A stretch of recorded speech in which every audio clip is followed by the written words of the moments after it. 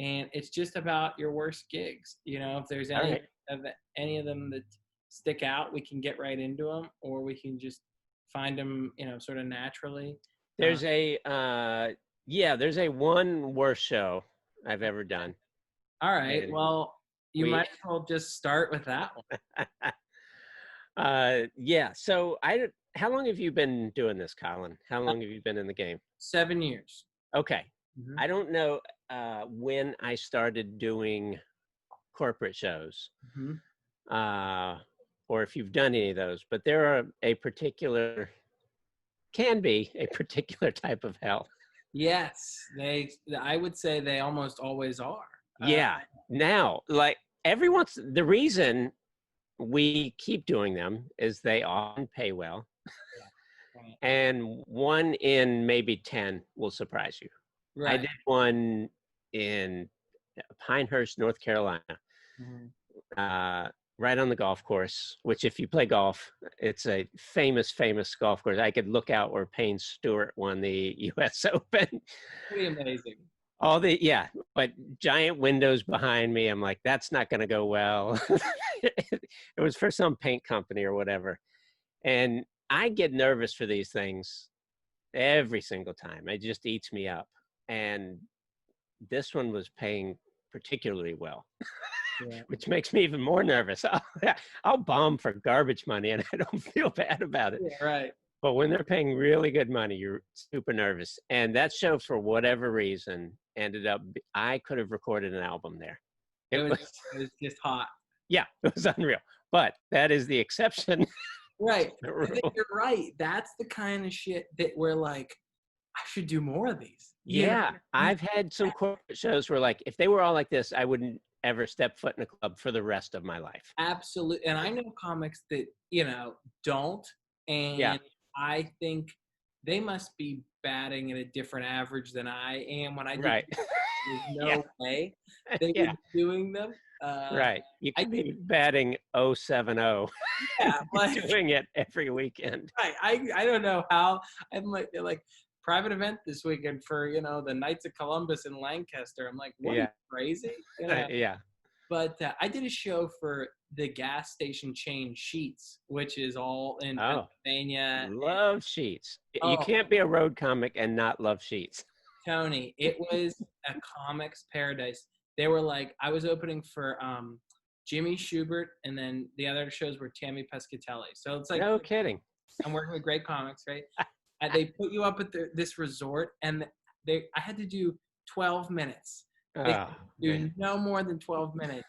Here is more money than you've ever seen, and open bar. And then at like 10 o'clock, they were like, everyone go to the big hall, and you would go in, and it was all Sheetz food prepared. No way. So it was like, you're a road comic, like you said, like I am in heaven. Yeah. That's unbelievable. That happens, and then next week you're doing one for 40 people that are getting drug tested. Yeah. We thought they might enjoy a little bit of jokes before they all got subpoenaed. Yeah. But so anyway, so that's you're right. Like, we have these good ones, and then then we have the one I'm going to tell you the story of. So this was probably, it's not that long ago. Had been in comedy probably 15 years when I did this show. So I had skills. I had been on good shows, bad shows. I've done them all. Very few things surprised me at this point. I've been in almost every situation. And so I got hired to do a company Christmas party for a logging company deep in the Appalachian Mountains of West Virginia. Oh boy. Now, 5 years ago, I needed more money than I do now. And I should have said no. Like, just those 5 words should have been my clue, this is not the right place for me. Logging company, deep Appalachian Mountains. Deep. West Virginia. I mean, it writes itself. Yeah. But in my defense, they saw a video of me. they went to an agent's website. They saw me in my suit. I'm always wearing a suit. They saw me in my suit, and they're like, "That's the guy we want." So I actually drive to West Virginia because it ends up being not too far from I grew up in Virginia, and it was maybe an hour and a half or so from my parents' house. So I was like, I'll drive down, I'll see my parents, I'll just go out, do the show, and go back. And that's kind of a dream too, when you can coordinate shows. Yeah, make something work out. Yeah. Yeah. Like, I don't have to get a hotel. This is great, you know. Right. Yeah, save a little money there. So I drive down to my parents. I throw the suit in the car. Dropped all my other stuff at my parents, and then I drive out to West Virginia. And I already knew it was going to be bad. I pulled into the parking lot, and it's nothing but pickup trucks. And I've got this old beat up Honda Civic, like 15-year-old Honda Civic. And I'm like, all right, this is. I kind of, I grew up in Virginia. I sort of know what I'm walking into. All right. But all I have is my suit. I don't have other clothes to do this show in. So, I think I even I think I drove to West Virginia in the suit. I was like, I'll just get dressed at my parents' house because I don't know if I'll have a convenient place to get dressed. Right. Right. So I'm walking up to the building, and it's just this. A wall of windows, so I can see into the Christmas party, and they're all wearing camouflage. they're loggers. Yeah, 'tis the season, Right. And me, if in hindsight, I was like, of course they're loggers. Of course that's what they're wearing. Right. But I've done enough holiday Christmas parties where people are dressed in tuxedos and stuff. Usually, it's the comedian that's underdressed. Right. Yeah, I don't want to be the asshole. Right. So, yeah, I'm staring there. I'm like almost like in that movie A Christmas Carol where Scrooge is standing outside the window with the ghost of Christmas future or whatever, and I'm just looking. That's my future. And it's dead of winter in West Virginia, up in the mountains too, so it's freezing. I can't stand outside very long. Right. So I was like, well, I got to go in. Yeah. So I go in, and nobody thinks I'm in the right place. Like 3 people asked me if my car had broken down, if I needed directions. Like they're like, there's no way this is the comedian. So I ask around. Someone here, if someone's accountant's here, whoever. Yeah, right. Yeah. The lawyer's here. Yeah. The attorney. So someone points me to the human resources lady that hired me, and that's how it ends up happening a lot of times. Is there's an HR person that loves stand-up. Yeah. And they're like, oh, and they they have good taste in stand-up, but they don't realize not everyone. Not everyone like stand-up. Yeah. No matter how good he is, it doesn't matter what credits he has. Right. This guy might not be for the group. They're like, what's Conan? What? Right. Yeah. Barbarian. He was in Conan the Barbarian? Yes. That's the only Conan they know. Yeah. Yeah. So I meet her. She introduces me to the owner, who you might think maybe he dressed up a little bit. No.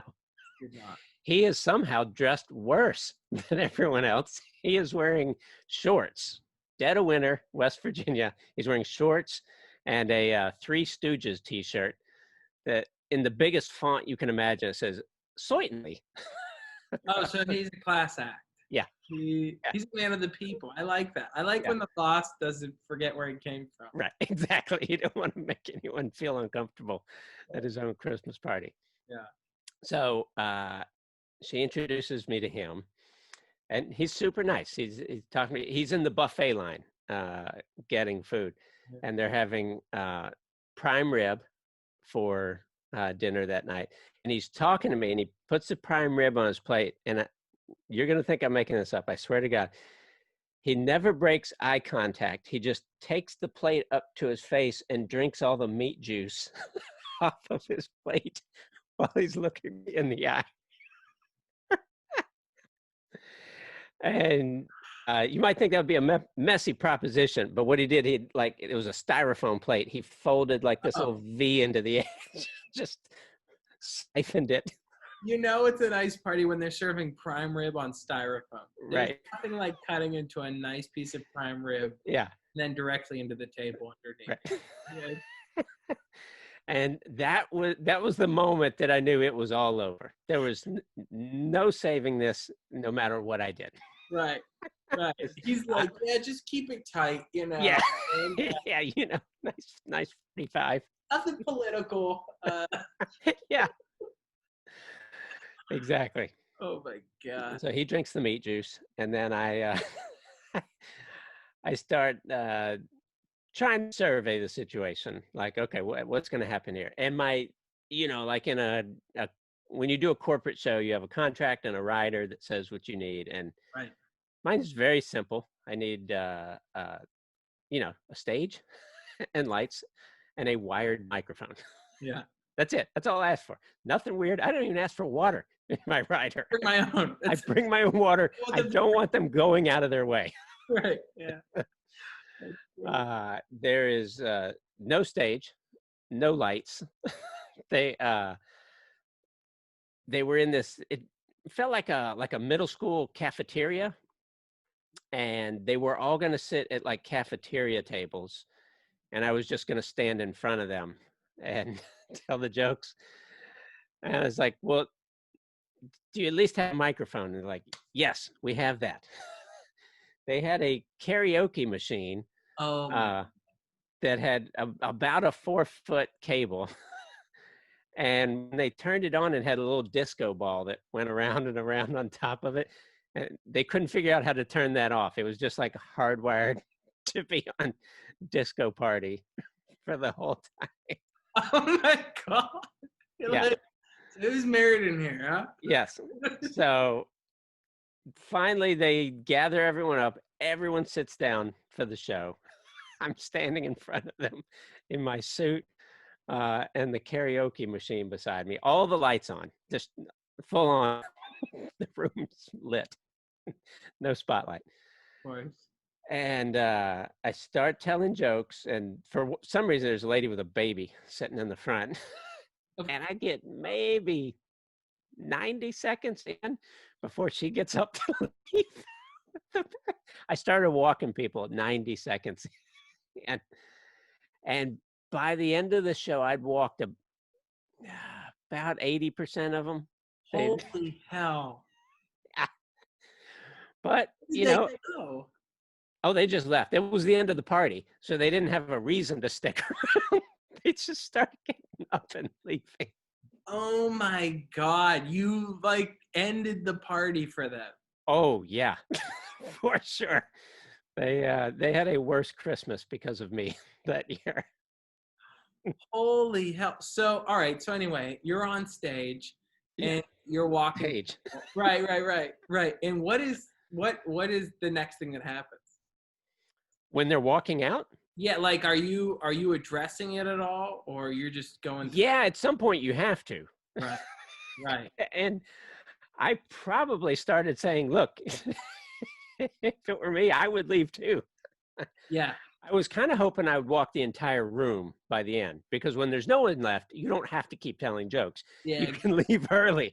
And I figured that was the only way I'd get out of doing my contracted 45 minutes. And you had no opener? No. No opener.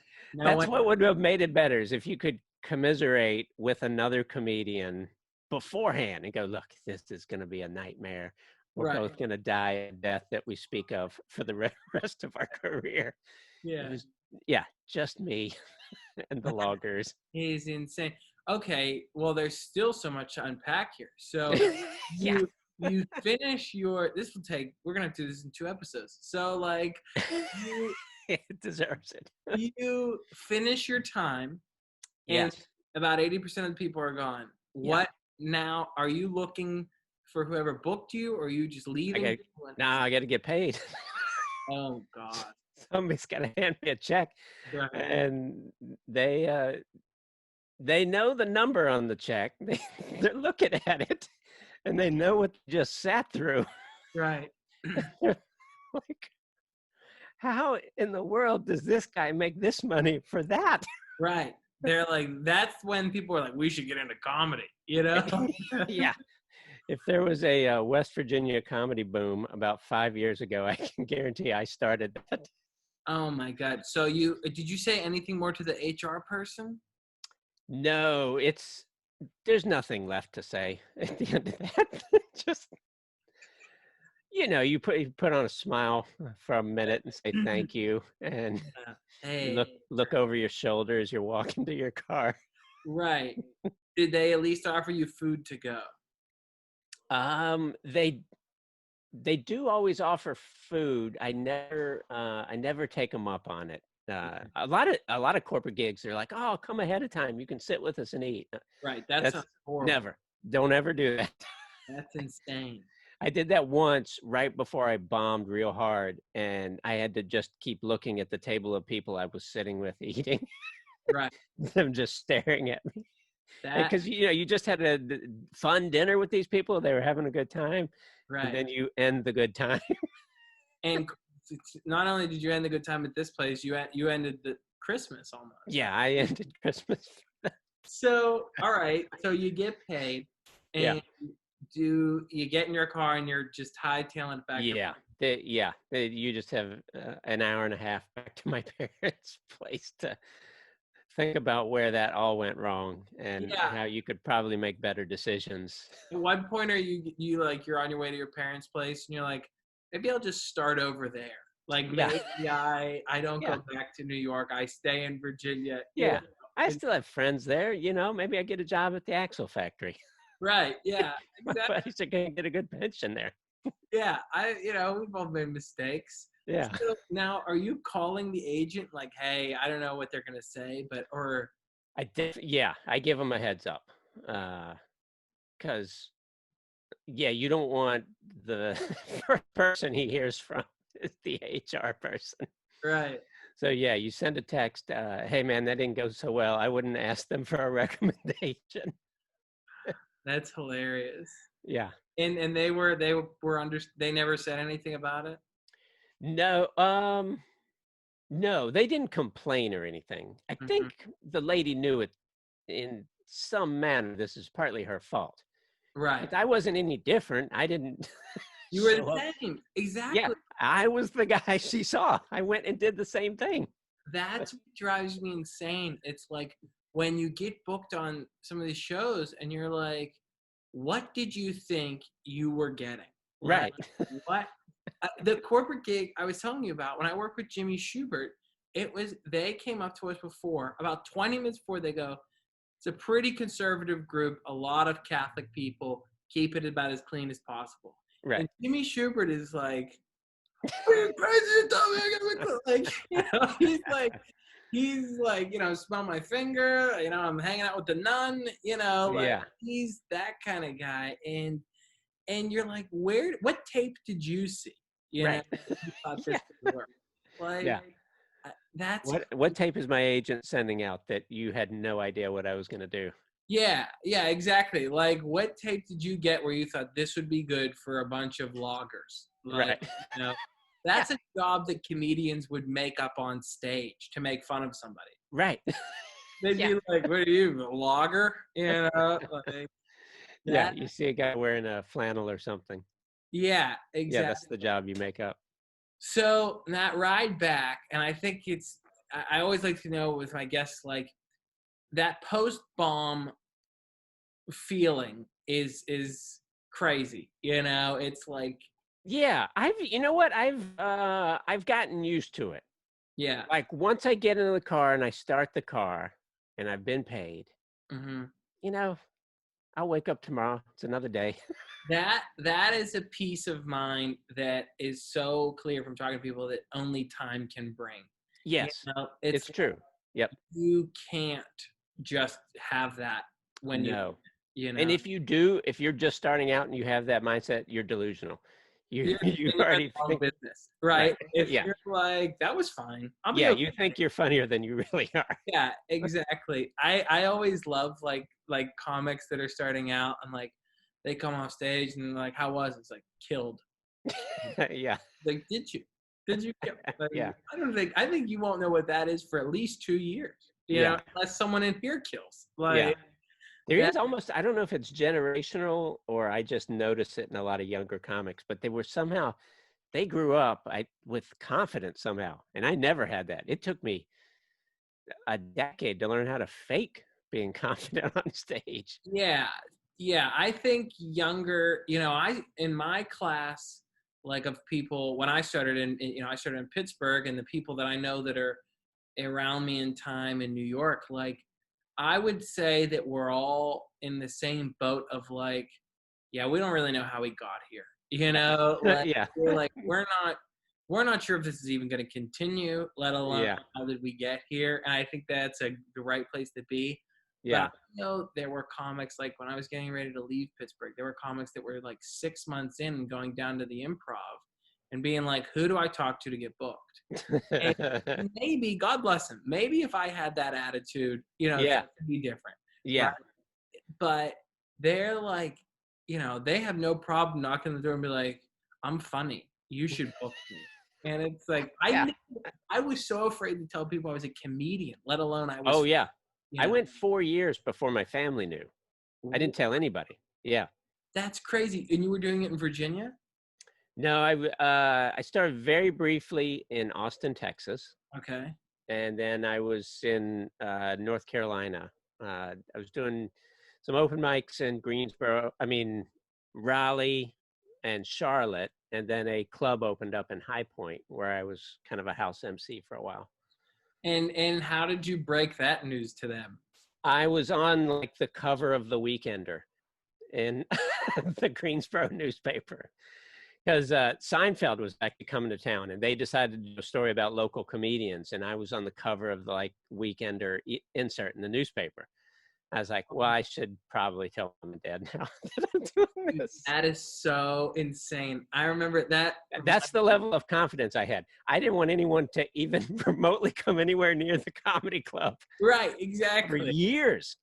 For a long time. I remember having to bring my family to shows when I first started, because it was like, I was emceeing, and it was like, hey, don't forget to tell your friends. So I thought like I would get in trouble, like Yeah. I remember my parents and my sister and my buddy like going into these basements, and rightfully so, they were like, what is wrong with you? Right. Right. What do you think you're doing? Yeah. It's crazy. Yeah, it's funny about coming out to people as a comedian. Yeah. I had been doing comedy for probably 5 years and was like working in my hometown regularly, and I had a day job, and I had to tell them I was going to be on the radio, the local radio station, to promote a show. Right. And I had to call in late or call in sick or something like that, so I go do radio.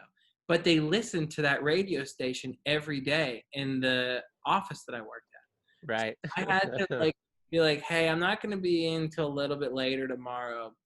And also, you're going to hear me on the radio. You're like, what? And I was like, I sometimes do comedy. And then it becomes a thing. It's like, oh, we never heard. Yeah, Right.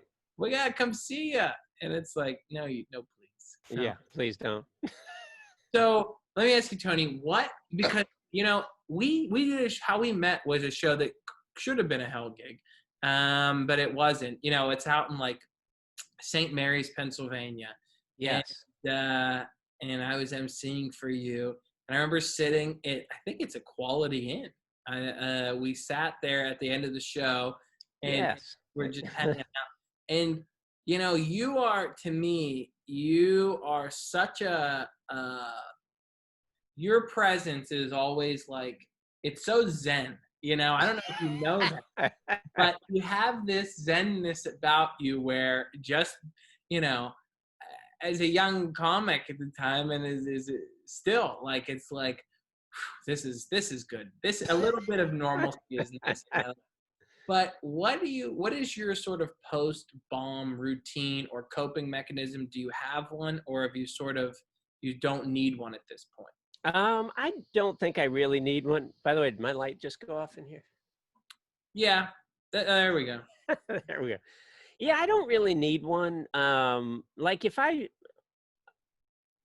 when I really bomb a show now, I sort of know why. It's like I'm in a situation I shouldn't have been put in, or I try not to get myself in those situations now. But every Yeah. once in a while, like here in the city, I'll really bomb a show. And the ones that sort of shake me are the ones where I don't know why. And they don't happen often. And I'm not saying I'm so good I never bomb. I Okay. just don't I get get myself into situations Sure. where I'm just going to take a hit that hard. And I did. And I was at the Stand for a show one night, and it was a full room. Yeah. And once I'm in a full room, it doesn't even occur to me that I might bomb.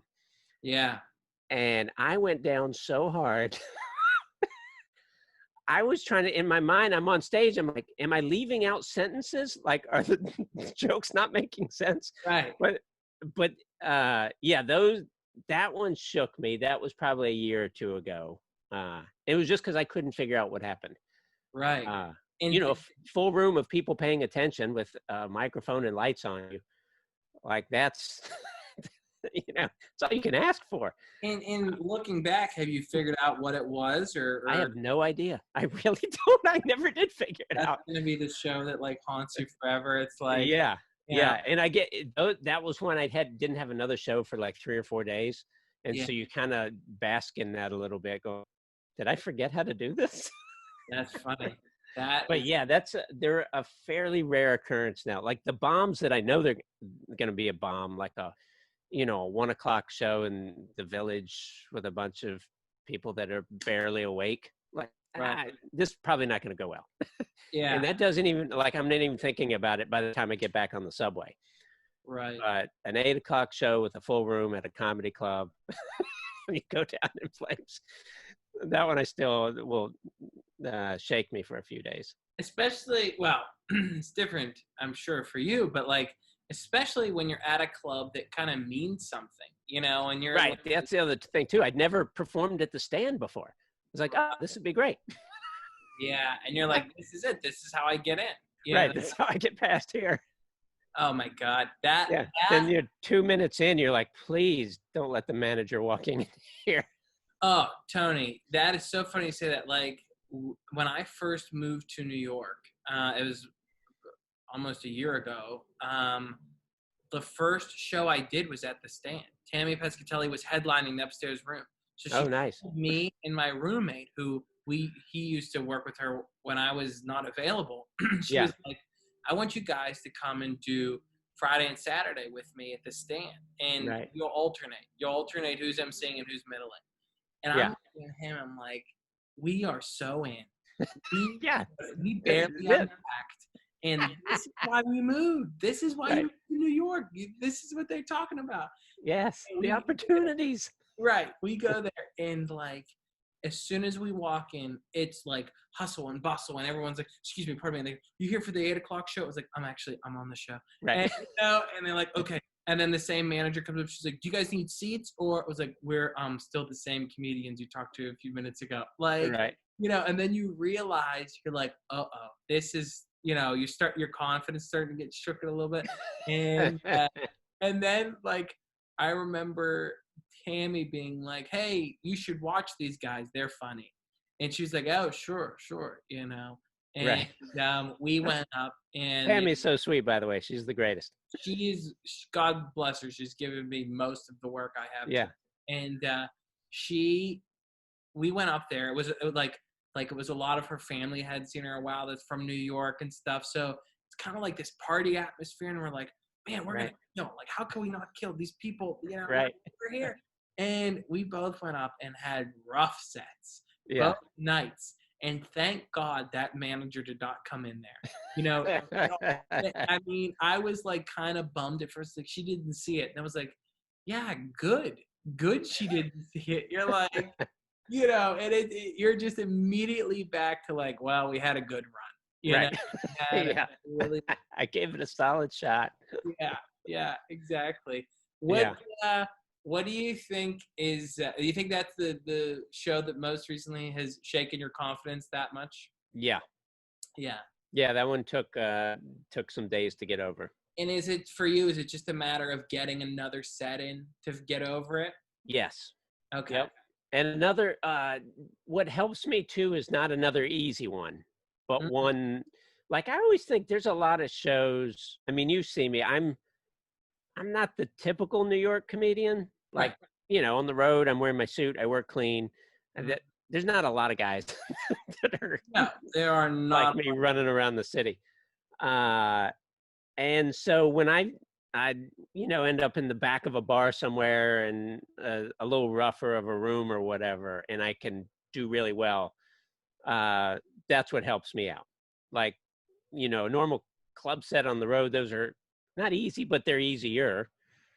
But when I do well in a situation where maybe I wouldn't normally be the type Right. of place Yeah. I do well. It took me sort of several years here in New York to just get comfortable and say, okay, I can follow that guy. I can follow that guy. I still remember the moment, like I followed Vecchione one night. Yeah. I was like, oh shit, I'm gonna eat it. I can't follow this guy. He's amazing. Yeah. And then I did really well right after him. And that was the moment I'm like, okay, if I'm just good, it doesn't mean that much who you follow. Obviously, if you got to follow Rock or something at the cellar, Right. Yeah. yeah, that's a situation you need to deal with. But it made me feel really good. It was like, okay, I just have to be a very good version of myself, and I can follow people. That's a really I think a wise and like comforting thing, maybe for some comics if they're listening to hear is like if you're just good, like just focus on that. Yeah. Because there's so much other shit where you're like, oh, this person's getting booked, how can I not get in there? And it's like Yeah. if you just focus on your own act, Right. it's so much, more stress free than, not that it isn't. Yeah. It is though. Yeah. If you can somehow, and it's hard. This is a difficult business Yeah. to do that in, but if you can figure out a way to not worry about the things you can't control, there's so many things we worry about that we can't control. And if you sit back for a minute and you try to take the 10,000-foot view or whatever down on your career, if you can eliminate those things that are not within your ability to control, your life's going to be so much happier. That People they're going to get the things, they're going to get booked for the things that you're good enough for. You're a funny guy. Why is he getting this thing and I'm not? It's circumstances, right. Eventually you'll get things that someone else deserves too. And you're not going to feel bad about it. You're like, oh, so I got lucky this time. You get lucky the next time. Yeah. It all like sort of sorts its way through the little hourglass eventually. Yeah.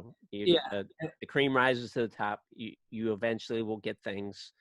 And if you can avoid worrying about the things you can't control, it makes the business 90% better. It really is just like, can I just outlast? Can I outlast whatever's coming my way? Yeah. I Time. used to say it was, and I knew the words at one time. Remember, it's probably still on it, but is the show Survivor still a thing? It is, right? I think so. Yeah. They used to, like on their logo, is like outlast, outwit, out something or other. I always thought that was a really good logo for comedy. Yeah. Like if you just outlast, Yeah. the early, very, very difficult years, it's a great career. Yeah, man, I can't think of a better way to wrap up than that. All right. It would have been better if I knew all three of those words. No, I like whatever it is, outlast, outwit, suck it, eat it, like, that's good. Yeah. Where can people see you, hear you, find you on social media?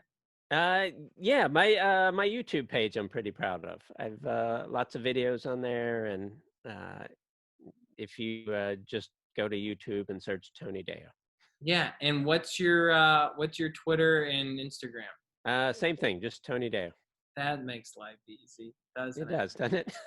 Well, Tony, thanks for doing this, man. I really appreciate it. Hey, thanks for having me, Collin. This was a lot of fun. Of course.